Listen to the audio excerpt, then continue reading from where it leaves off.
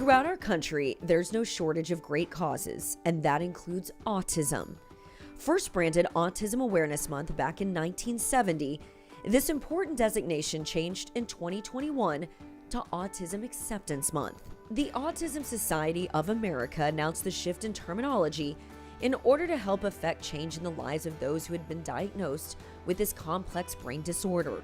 It often inhibits a person's ability to communicate, respond to surroundings, and form relationships with others. Dr. Temple Grandin is one of the most respected and recognized voices in the autistic community. She is one of many highly functioning people who have overcome this affliction to achieve a remarkable level of success. She's quick to point out that the spectrum of disability is as wide as the rainbow itself. Autism goes from someone like Einstein, who had no speech until age 3, to somebody that's nonverbal and never learns to dress themselves. And the doctors over the years have changed the diagnosis. It used to be autistic, you had to have delayed speech. I had delayed speech. I did not speak until I was 4 years old. Ms. Grandin overcame numerous obstacles as a child to eventually become a professor of animal science at Colorado State University. She's also a prominent author and speaker with valuable insight both in the written and spoken word on the challenges that come with autism.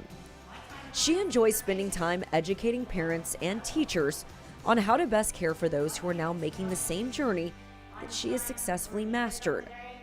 I was born in 1947.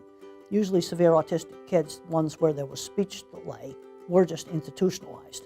See, one of the things that's made diagnosis hard today is they've merged the Asperger's, which is basically socially awkward with no speech delay, in with the autism with speech delay. But I was very severe when I was 2 and 3 years old. And so back at that time, they normally just put those kids in institutions. And I was lucky to get into a really good early intervention because mother took me to a neurologist. And the neurologist knew the 2 teachers that had the little school in the basement of their house. That early intervention allowed her to achieve far beyond what anyone expected. In 2010, Claire Danes portrayed Temple in an autobiography that gave hope to those who are faced with many of the same challenges. Well, it was sort of like going back into a 60s and 70s time machine. And also, Claire Danes kind of became me. She did a fabulous job. It shows how my visual thinking works. Temple's advice to those who are seeking help is to take the same road that has worked so well for her. Empower the children to learn in a hands-on environment with a particular emphasis on speech development and learning responsibility outside of the home with exposure to as many different activities as possible.